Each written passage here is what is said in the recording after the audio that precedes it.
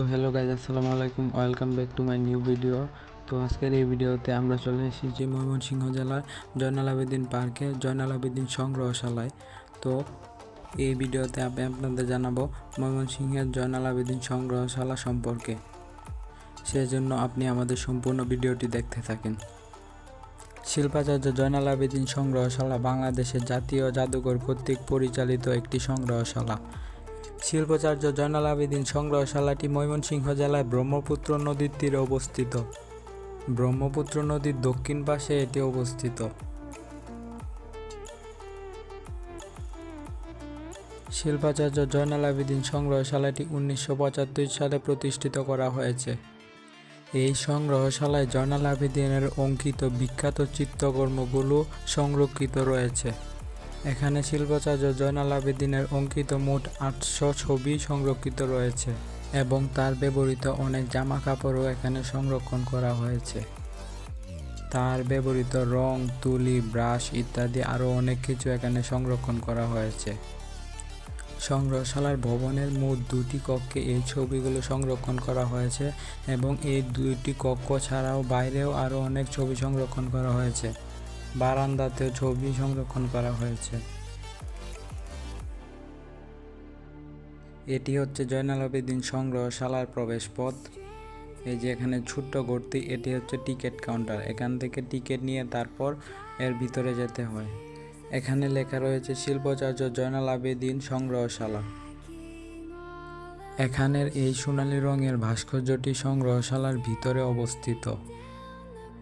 এই সংগ্রহশালায় শিল্পাচার্য জয়নাল আবেদীনের জীবন এবং কাজের উপর 16টি প্রতিলিপি এবং 75টি আলোকচিত্র রয়েছে।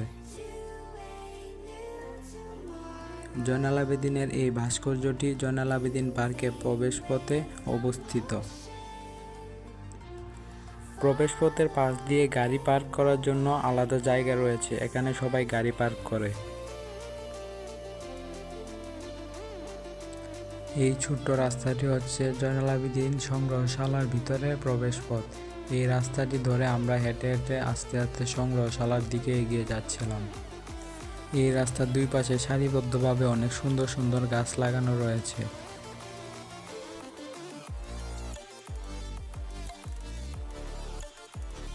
সংগ্রহশালার ভিতরে প্রবেশের পর আমরা প্রথমেই চলে গেলাম সংগ্রহশালার মাঠের মধ্যে। সংগ্রহশালা মাঠ থেকে আমরা সংগ্রহশালা ভবনটি লক্ষ্য করছিলাম। এই মাঠের একেবারে মাঝখানে জয়নাল আবেদীনের নাম গাছ দিয়ে সুন্দর করে লেখা রয়েছে। এই গাছগুলো কিছুদিন পর পর কাটা হয়, কেটে এই লেখার শেপগুলো সুন্দর করা হয়। তখন এই লেখাটিকে দেখলে অনেক সুন্দর লাগে।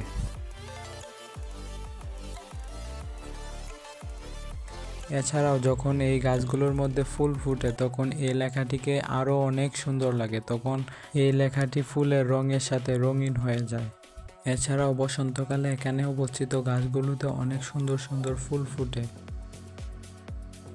জয়নাল আবেদীন সংগ্রহশালায় সর্বপ্রথম 70টি চিত্রকর্ম স্থান পেয়েছিল, যার অধিকাংশই ছিল তৈলচিত্র। তবে বর্তমানে এখানে মোট 63টি চিত্রকর্ম রয়েছে। এই সংগ্রহশালাটি প্রতিদিন সকাল 9টা থেকে 4টা পর্যন্ত খোলা থাকে এবং শুধু বৃহস্পতিবার এটি বন্ধ থাকে।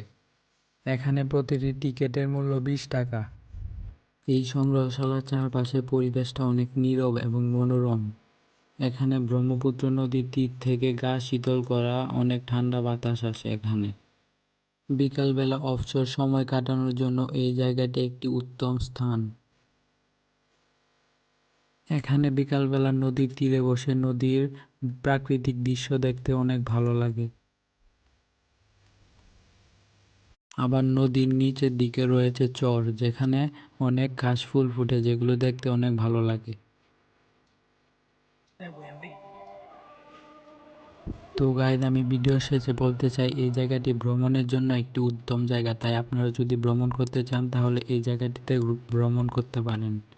গাইজ, ভিডিওর শেষে আপনাদের কাছে একটি অনুরোধ, আমাদের এই ভিডিওটি যদি ভালো লাগে তাহলে আমাদের এই চ্যানেলটিকে সাবস্ক্রাইব করে দিন এবং ভিডিওটিকে একটি লাইক করে দিন। টাটা, দেখা হবে আবার নতুন কোনো ভিডিওতে।